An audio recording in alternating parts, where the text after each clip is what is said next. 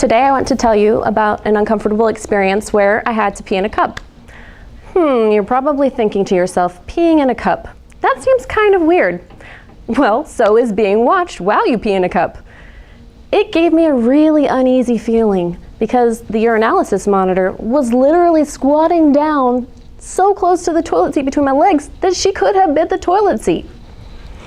Talk about nervous and shy bladder. That certainly kicked it up a notch. You see, I had to do it for work. What if I told you that in order to keep and obtain your job, you had to submit to regular drug testing? Depending on what that job is, you may think this seems pretty reasonable, right? For example, what if you were about to take a flight? Would you feel comfortable knowing that your airline pilot did drugs the night before? Having used heroin, cocaine, meth even? Chances are probably not. What if you were about to undergo surgery? Would you want your surgeon and your nursing staff to be able to give you the very best care possible? Probably so. Well, in the US military, we must submit to regular drug testing. And furthermore, we have to submit to random drug testing in order to continue our tenure. The previous experience that I shared with you happened while I was a cadet in ROTC. I understand that it was to ensure that I was a soldier fit for duty. When you apply the aspect of ensuring safety of soldiers from potential mishaps on missions, or even everyday occurrences, it makes sense to test for drugs in order to ensure optimal performance. So, how exactly does this whole process occur? Well, the Unit Prevention Leader, or UPL as the Army calls it, is a person who is certified through 16 hours of training to set up and administer the urinalysis test. Per the Army Regulation 600-85, at the battalion level, there must be at least one trained UPL and one alternate per company who is a minimum rank of E5 and who randomly tests 10% of the unit personnel monthly. Additionally, they must take the recertification test every 18 months. Now, I have never personally kept track of the amount of times that I've had to do urinalysis, but a friend of mine has. He recently wrote on Facebook that he had just taken his 44th urinalysis test and that he had, quote, shown his bits and pieces 44 times to 44 different guys. When I asked him how many years he had been in the military, he said 12. That's 144 months of service, so approximately every 3 months for a test. What if you had to show your genitalia every 3 months to someone in your unit or a coworker? And what if that coworker was the same person every single time? That sounds a bit awkward. I mean, in order to make light of the situation, I might be tempted to say, we have to stop meeting this way. If you think that is awkward, just imagine how the observer feels. A soldier who's submitting themselves for a specimen only has to expose themselves once, whereas the observer has to witness 10% of the unit monthly. Ugh. That would probably give me, or some people, nightmares. Yes, I know, some people are loud and proud regarding what they are endowed with. I would venture to say, though, that most people, regardless of sexual orientation, would really prefer to remain clothed, as well as not to have anyone observe them doing their business. They are called private parts for a reason. That it's meant to be shared with only someone whom you deem worthy. It should not be that you were forced to expose yourself to someone, a random coworker, in a way that is careless and unappreciated. Military members have volunteered to serve, and that entails meeting the requirements of the military's needs, including to provide a safe and drug-free environment in which to operate. The ethical dilemma which the urinalysis testing poses is that it's a violation of and personal infringement of your rights to have or require that service members show their genitalia in order to determine that they're drug-free. So blood testing is less imposing. You might ask, well, what if a soldier is deathly afraid of needles? Well, soldiers are required to be vaccinated and given flu shots yearly anyway. So if a soldier gets an extra needle shot here and there, maybe every 4 to 6 months, that's not too terrible.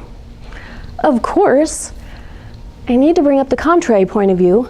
What if a soldier's deathly afraid of exposing their genitals? Not that a soldier should really be afraid of anything anyway, but they are human and it is natural to have fears regardless of your profession. I believe that it's a violation of and infringement upon a soldier's privacy rights. I will willingly submit to a drug test simply for safety's sake. However, I'd greatly appreciate the ability to not expose my genitalia while doing so. Now that we've looked into who conducts the urinalysis tests, let us further examine the methods. There are hair and bodily fluid tests, but they don't yield as accurate results as urine and blood. There are several types of drug tests, but at the most basic level, 2 types which I will look at are single item drug tests and panel drug testing. So a cost comparison between the elements which are drug tested for within a single item urine drug test versus a blood test, for example for amphetamine, on average the highest cost is $56, while the same test via a blood sample is $187.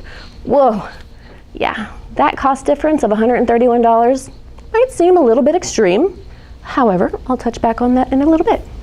Both a routine urinalysis panel and a blood panel can test for several types of drugs within just one sample.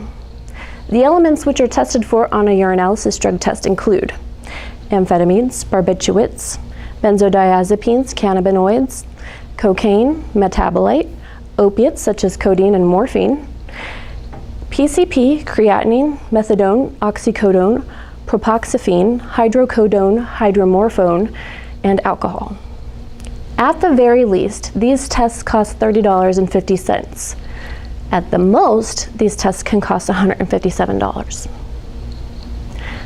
When you consider the amount of time that it takes to set up a testing station, which requires you block off a bathroom, setting up training for those personnel who are urinalysis observers, plus the amount of time it takes for those of us who have shy bladders to provide a sample, then tear down the testing station and take the samples to the person and hand them off, ensuring that you maintain that chain of custody so that that person can then ship them to a testing facility.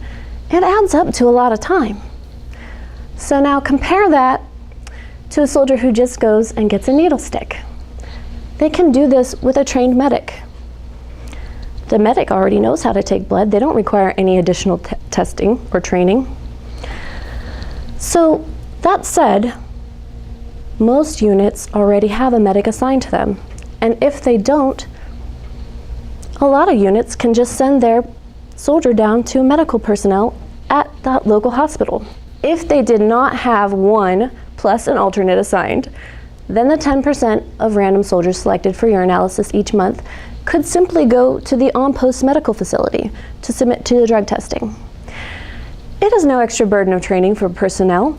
It reduces time regarding training, setup, teardown, and passage of the specimens by shortening the chain of custody.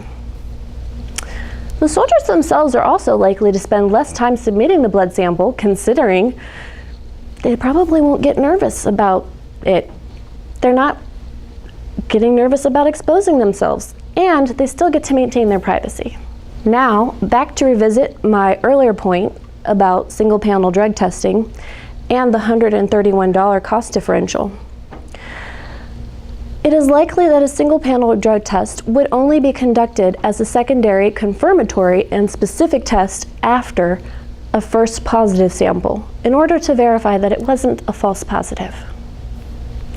Therefore, this cost is valid to incur in the small percentage of cases where a positive isn't attained. Overall, the blood testing instead of urine testing is more fiscally responsible and ethically acceptable.